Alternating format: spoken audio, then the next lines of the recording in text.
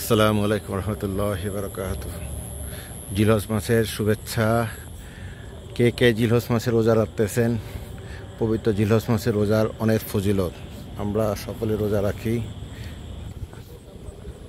জিলহজ মাসের প্রত্যেকটি রোজা অনেক সওয়াবের, তো সবাই রোজা রাখার চেষ্টা করি।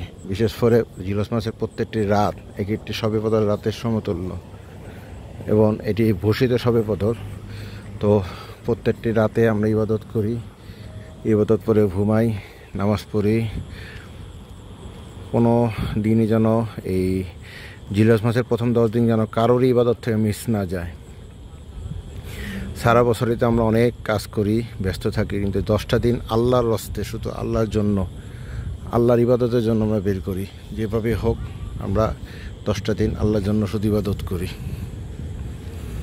বেশি বেশি দরুদ শরীফ পড়ি এবং অবশ্যই রোজা রাখি। যদি এখন রোজা রাখতে নাও পারি, অবশ্যই আরাফা রাতে দিন, লাস্ট 2 দিন 8-9 অবশ্যই আমরা রোজা রাখার চেষ্টা করি। এই 2 দিন রোজার অনেক ফজিলত, বিভিন্ন ইউটিউবে ঘাটলে আপনি পেয়ে যাবেন রোজার কি ফজিলত।